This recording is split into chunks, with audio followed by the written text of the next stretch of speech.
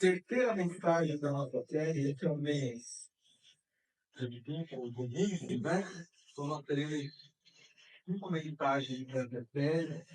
E a pregação de hoje é sobre o cristão movimento partidário. Nós temos feito uma série de mensagens aqui, intitulada Política segundo a Bíblia, falando sobre princípios bíblicos de como o crente deve se portar diante dessas questões políticas. Daqui a uma semana falaremos as urnas para escolher os representantes do nosso município. Então é importante a gente saber como é que um cristão deve lidar, deve se portar, deve votar, deve entender essa questão da política. Nós falamos então sobre uma visão bíblica. Nós entendemos que a política deve ser olhada pelo tripé da criação, que é a da redenção. Deus criou todas as coisas muito boas. O homem se revoltou, o homem desobedeceu, o homem traiu o Senhor, o homem virou as costas para Deus.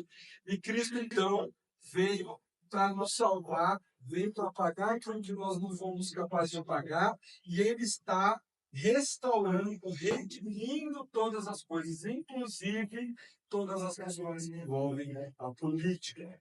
Falamos no vídeo passado sobre o cristão e o voto, uma maneira como nós devemos voltar para a glória de Deus, voltar com a agenda de Deus, não com a agenda dos nossos interesses pessoais.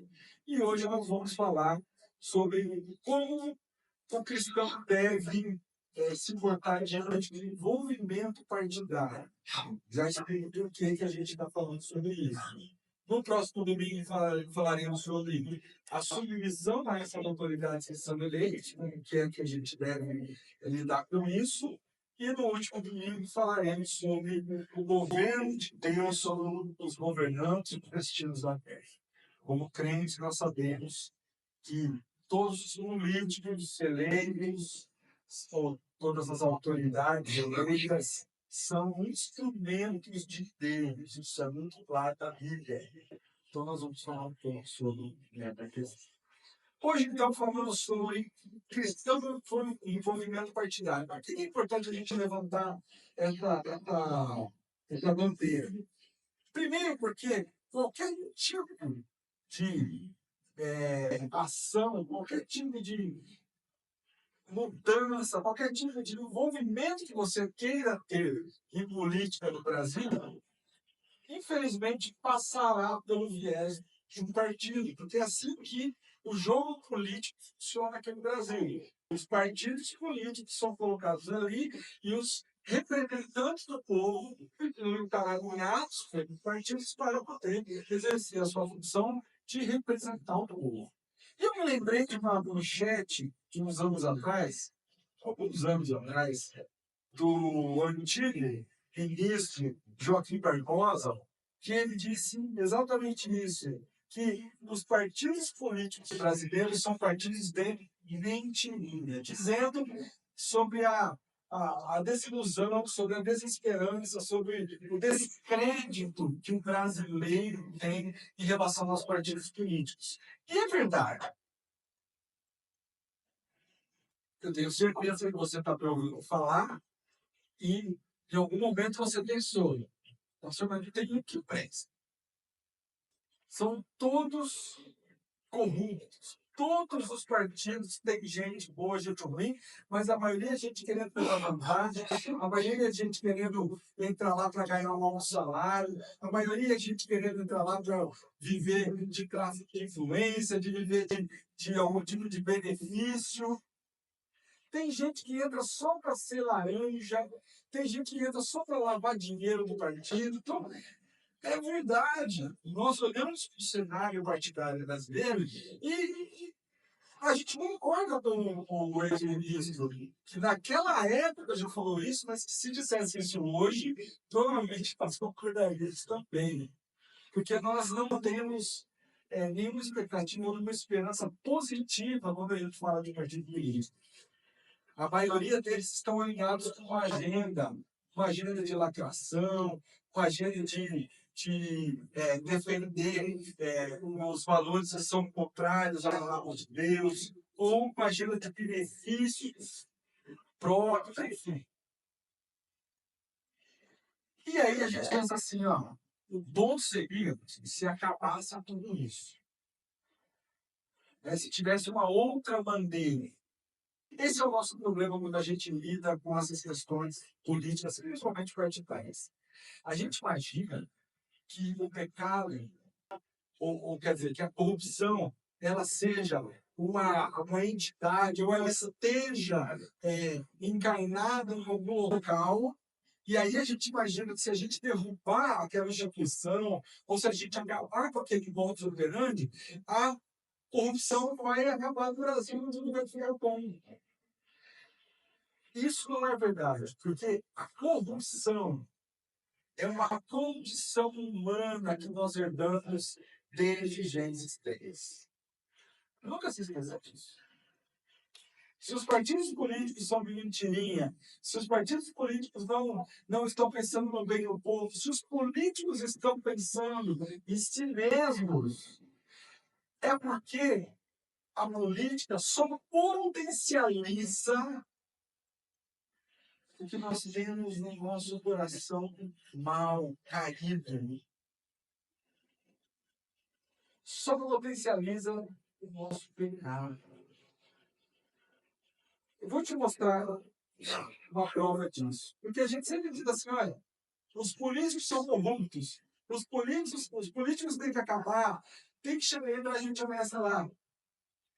Olha comigo algumas perguntas que eu destaquei aqui, alguns destaques que eu fiz aqui sobre brasileiro reclama de quê? A gente reclama dos políticos, mas a gente estaciona nas calçadas muitas vezes debaixo de placas proibitivas. A gente escolhe ou tenta segurar quando é pego cometendo alguma infração em relação ao trânsito ou qualquer outro tipo de coisa. A gente trafega pela direita dos acostamentos no congestionamento. A gente para em filas duplas, trilhas em frente de escola. A gente registra imóvel um valor mais baixo. A gente compra recibo para bater o imposto de renda. A gente procura prêmio para poder ingressar e ganhar um sistema de cotas na universidade. A gente, quando viaja pela empresa, pega notinha a mais para poder receber um reembolso maior. A gente estaciona em vagas exclusivas de idosos e deficientes. No caso de alguns estados, por exemplo, no Rio de Janeiro, que eu morei lá há muito tempo, o pessoal emplacava o carro no Espírito Santo porque o IPVA era metade do preço. Antigamente era assim, era em Minas, no Paraná também, no Paraná subiu um pouco, acho que em Minas também, mas lá no Espírito Santo ainda era a metade do valor. O pessoal então saía do Rio de Janeiro para emplacar o carro no Espírito Santo para poder pagar o IPVA. Vocês estão percebendo que a corrupção é só uma questão de oportunidade. Porque os políticos que estão lá eram como nós ontem. Gente aqui do povo. São representantes do povo. Mas quando eles entram na política, quando eles associam as questões partidárias, há uma possibilidade de aumentar essa corrupção, de aumentar esse benefício do aluno. Por isso, parece para nós que eles são mais corruptos que a gente. Mas todos nós, em algum momento da nossa vida, cometemos algum ato de corrupção, porque o nosso coração ele é corrupto por natureza. Então, quando você vai lidar com essa questão partidária, você não tem vontade de ser vereador, você não tem vontade de ser deputado, você não tem vontade de apoiar um partido, de me envolver na campanha de alguém, você vai precisar seguir algumas orientações da palavra de Deus, para que você não caia no mesmo erro, ou não seja como aquele que estão realizando esse desserviço para os brasileiros, que é ser um político, ser um agente público imerso na corrupção. Então, eu quero te convidar para essa Bíblia, na segunda carta de Paulo, de Coríntios, capítulo 2.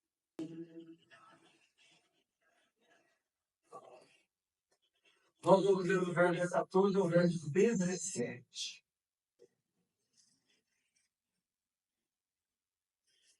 Segunda carta de Paulo aos Coríntios, capítulo 2, no verso 14 ao verso 17. A palavra de Deus, ela diz assim: graças, porém, a Deus que em Cristo sempre nos conduz triunfe por meio de nós, manifesta em todo lugar a fragrância de conhecimento, porque nós somos para Deus o bom perfume de Cristo, tanto nós que somos salvos como os que se perdem. Para com estes, cheio de morte para a morte, para com aqueles aroma de vida para a vida.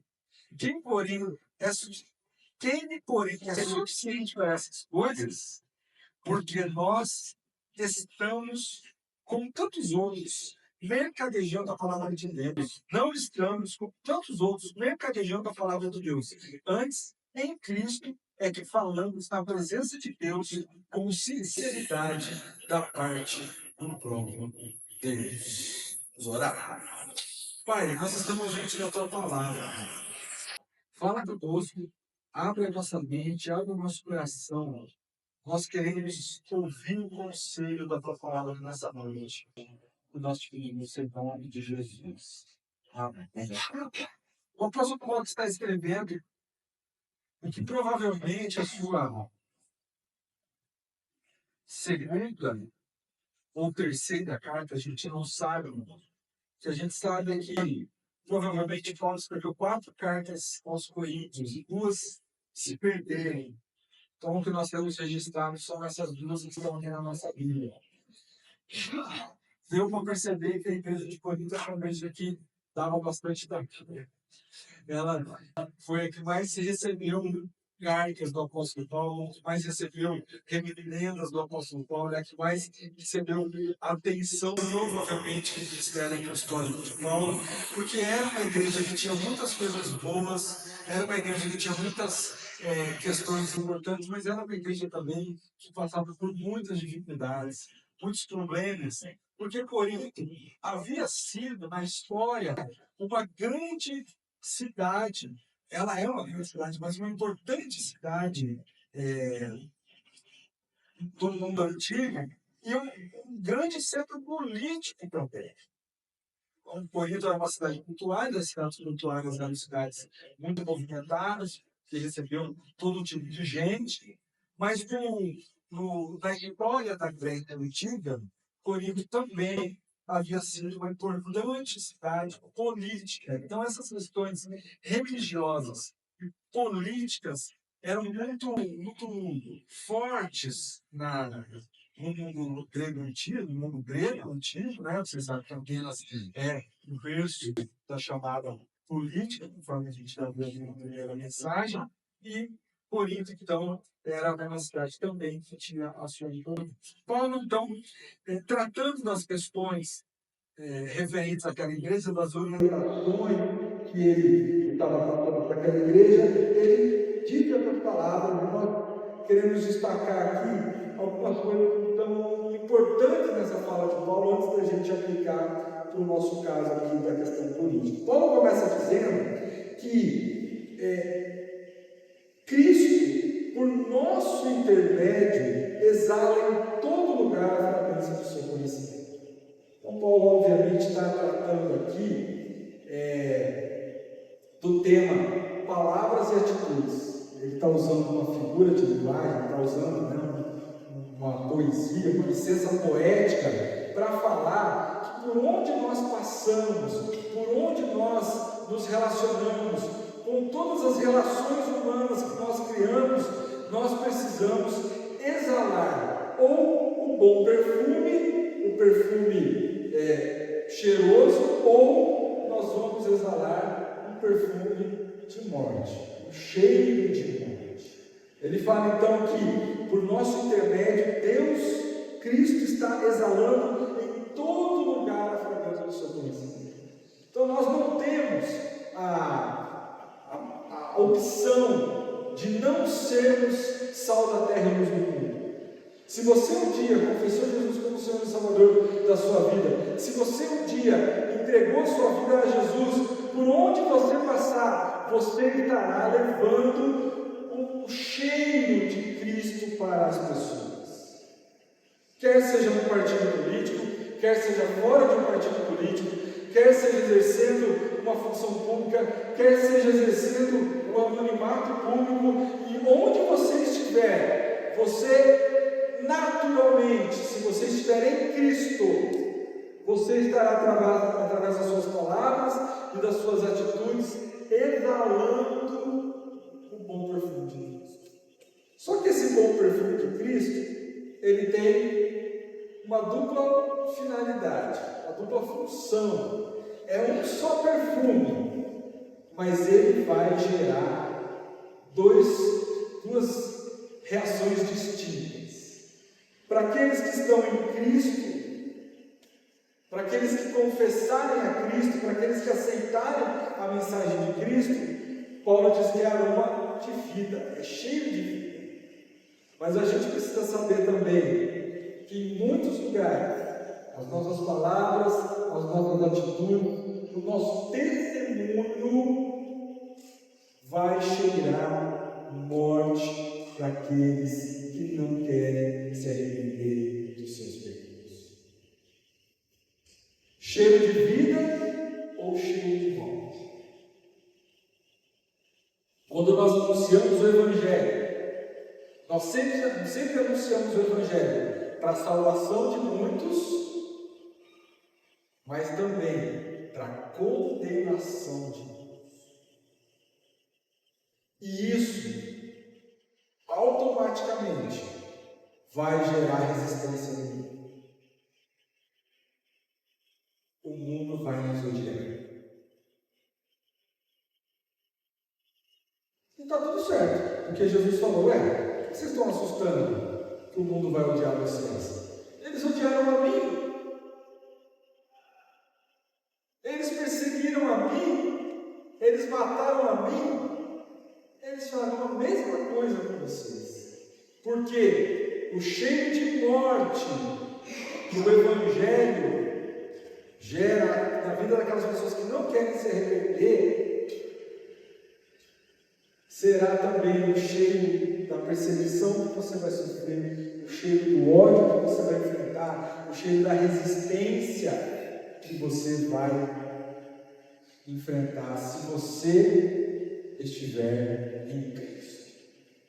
Então, se você pensar isso dentro de um partido político, se você se envolver no partido político e começar a exalar o bom perfume de Cristo, para alguns, cheio de vida, mas para a maioria deles que estão ali fingindo de mentirinha, como diz Joaquim Barbosa, será para a morte. E você enfrentará essa resistência. Então você precisa saber que é importante o envolvimento nosso em todas as questões, é importante ter cristão em todos os lugares, é importante ter representatividade, o perfume de Cristo em todos os lugares, mas não se esqueça disso, sempre, você, quando estiver exalando o bom perfume de Cristo, vai exalar vida para vida daqueles que se arrependem e reconhecem Jesus Cristo como Senhor de suas vidas, mas morte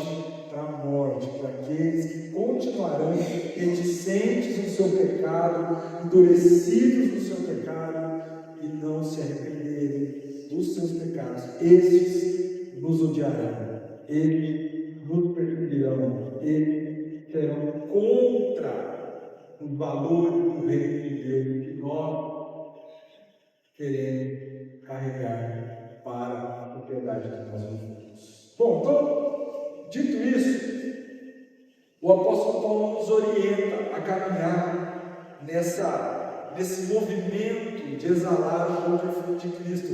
E ele diz assim: ao contrário de muitos, não negociamos a palavra de Deus, visando lucro, antes em Cristo falamos diante de Deus com sinceridade, como homens enviados por Deus. A primeira coisa que nós precisamos entender, quer seja se nós vamos nos envolver em algum partido político, quer seja se nós vamos nos envolver em alguma campanha, ou quer seja que continuemos onde estamos, simplesmente como cidadãos, exercendo o seu dever, exercendo o seu poder de voto, nós precisamos entender que a nossa vida é uma vida que precisa ser encaminhada com integridade. Paulo diz assim: não negociamos a palavra de Deus visando lucro. Eu não sei vocês, talvez isso seja mais gritante para mim do que para vocês, mas eu fico muito mais irado quando se fala de corrupção. Eu fico muito mais do meu lado. Tem gente que não acredita, mas eu sou sanguíneo com colérico, tá, gente? Todo teste psicológico que eu faço é isso que dá. Você sabe como que é o sanguíneo com colérico, né? Pedrão, quer cortar a orelha. Eu me controlo bastante, não sei. Eu fico muito mais assim, irado, Com alguém que usa a palavra de Deus para exercer o povo do que com um político corrupto. Eu penso assim, o político está fazendo o que ele tem que fazer mesmo. Deixando o seu coração seguir o seu caminho mal. Mas quando eu vejo um líder, quando eu vejo um guia, quando eu vejo alguém usando da palavra de Deus, visando o lucro para enriquecer, para ter uma vida que ele não teria se ele estivesse exercendo uma outra profissão, isso me irrita profundamente. Porque o que falta hoje nos fundos, o que falta hoje nas igrejas, o que falta hoje na religião cristã, em muitos casos é integridade. Mas isso falta na nossa vida também, crentes. Isso falta na nossa vida também como igreja. Talvez a gente não esteja negociando, visando lucro com a palavra de Deus, mas nós estamos negociando a palavra de Deus com outros valores, com outros conceitos, afrouxando a palavra de Deus para poder encaixar o nosso discurso, ou o discurso daqueles que nós seguimos, para justificar ou para deixar um pouco mais tranquilo a nossa caminhada. Isso também é falta de integridade. Integridade vem da ideia de algo que é inteiro. Algo sem rachadura, algo sem mágoa, algo íntegro. A vida do cristão deve ser uma vida íntegra. Uma vida que não negocia a palavra de Deus. Uma vida cheia de sinceridade. Vivendo como homens e mulheres enviados por Deus para a sociedade. Nós enviados. Comissionados. É isso que a Bíblia nos diz. Então, se a nossa sociedade está cheia de corrupção, se a nossa sociedade está cheia de sujeira, é porque nós estamos humilhando um pouco.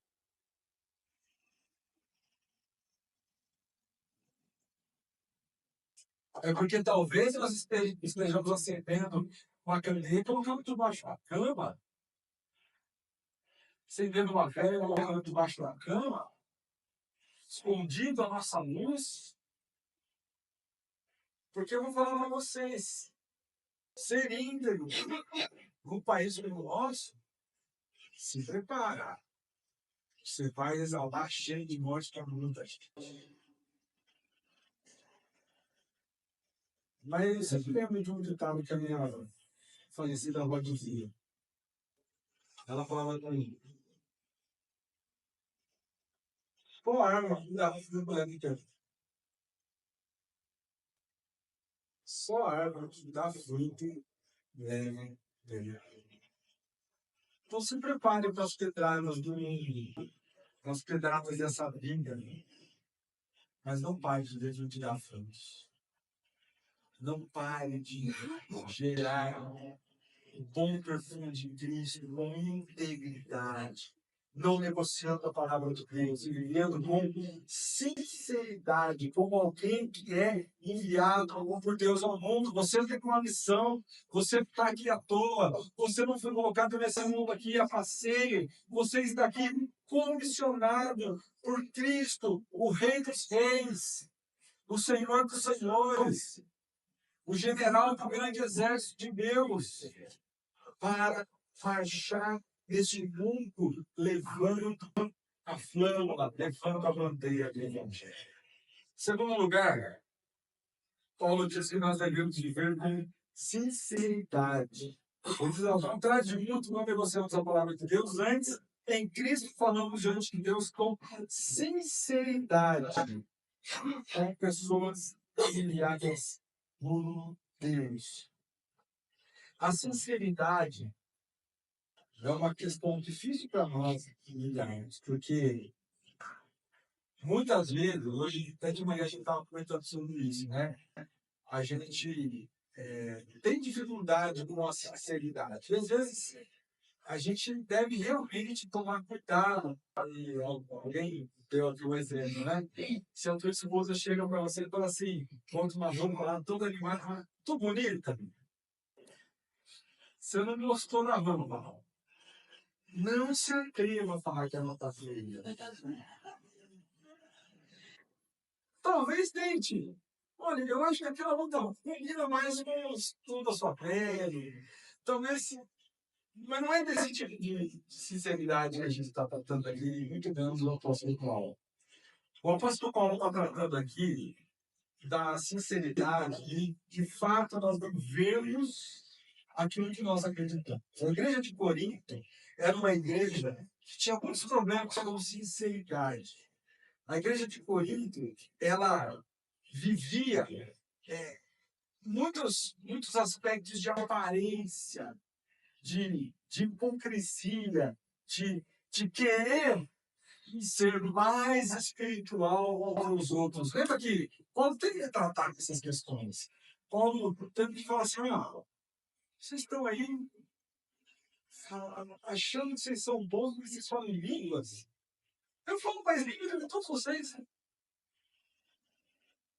Vocês estão achando aí que vocês são os mais espirituais? Deixa eu falar uma coisa para você. O membro menor do corpo é o mais importante. Paulo vai falar, olha, considere o outro superior a você. Então, Paulo vai tratar com o povo de Corinto várias vezes sobre essa questão da sinceridade. Por quê? Porque o pessoal da igreja de Corinto tinha uma visão errada de si mesmo.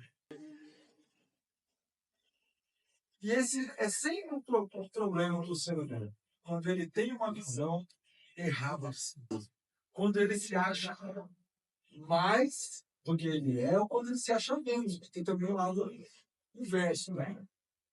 Aquele, céus, vida, o azar, Senhor, eu não vou nada, eu não consigo nada, eu não faço nada, e a pessoa fica naquela depressão e fica imóvel, não age para Deus, porque ele também não se enxerga como alguém que foi lavado e regenerado pelo sangue de Cristo. Então nós precisamos viver com sinceridade, entender, olha, quem nós somos? Pecadores, miseráveis, corruptos. Somos como a erva de plano que nasce, seca, murcha, morre. Mas nós também somos o bom evangelho. Nós também somos carta de Deus maravilhosa. Nós também somos pecadores lavados e regenerados pelo sangue de Jesus. Viva com sinceridade. Fale para as pessoas, olha, eu não sou melhor do que ninguém. Nós não somos melhores que aqueles que não estão aqui, porque nós recebemos da Cristo. Não, nunca teremos. Continuamos sendo pecadores. Mas seja sincero com as pessoas. Mas eu não posso esconder de vocês a mensagem do Evangelho. Eu estava morto e fui ressuscitado pelo poder de Cristo. Hoje eu sou filho de Deus e hoje eu estou aqui para dizer que vocês também sejam se tornar filhos de Deus. Seja sincero com as pessoas. Não esconda o Evangelho. Não esconda os valores do reino de Deus. Não negocie, não minta. Mesmo que isso gere consequências. Mesmo que isso tiver problemas. Por fim, Paulo fala que nós devemos viver, portanto, debaixo dessa autoridade, porque nós somos homens e mulheres enviados por Deus.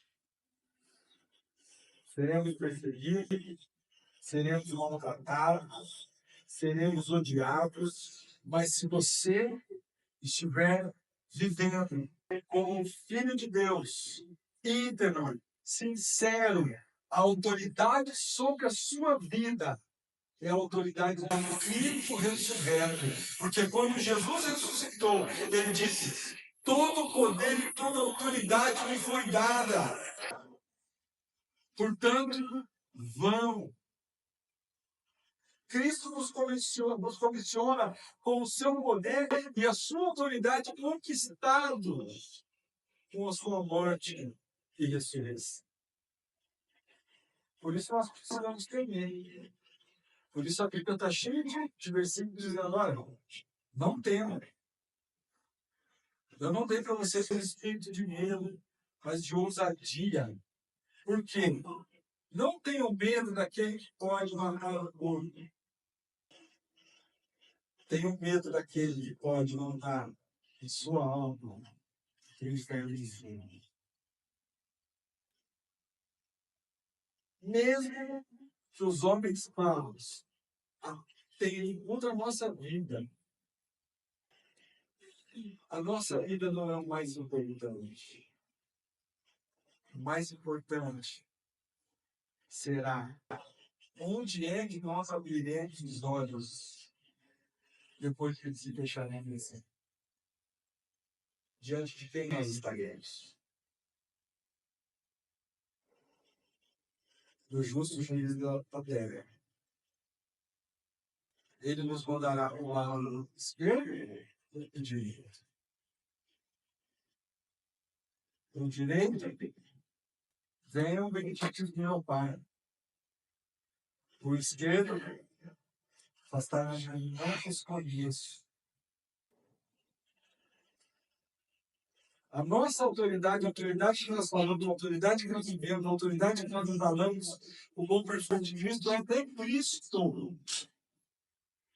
Por isso nós podemos descansar, nós podemos confiar, nós podemos nos encorajar, porque é no nome de Cristo, enviados por Cristo, que nós estamos aqui nesse mundo. Quer que seja assim, envolvendo em partido político ou não. Mas se você, um dia, decidir isso, saiba que a autoridade que está sobre a sua vida é a autoridade de Cristo. E é por Ele que você está. Vamos orar, agradecendo a Deus pela sua palavra. E eu quero deixar para vocês aqui um desafio. Um desafio de orar para que Deus levante, sim, crentes, cristãos, sinceros, íntegros, cheios de autoridade de Cristo, para se envolver com essas questões partidárias. Nós precisamos de gente exalando o bom perfume de Cristo também. Nós precisamos de opções, de votos, de pessoas que sejam sinceras, honestas. Eu quero te desafiar a orar. Se você conhece algum cristão, alguém íntegro, alguém que você confia, que está nesse meio, olhe para essa pessoa todos os dias. Peça para Deus protegê-la, peça para Deus conservar o meu coração íntegro, firme no Senhor. Peça para Deus abençoar a vida dessa pessoa para que ela cumpra a sua missão, o seu propósito de glorificar a Deus em tudo que ela faz. Pai, eu quero te agradecer pela tua palavra e quero te pedir, Senhor, o Senhor nos ajude nessa tarefa de sermos outros de Cristo em nome que paciente. Ajude também os partidos civis, ajude também a pessoas que convidam, que não conhecemos, que não conhecemos, que a integridade, a sinceridade, a autoridade de Cristo esteja sobre a vida delas. Nós te pedimos em nome de Jesus. Amém.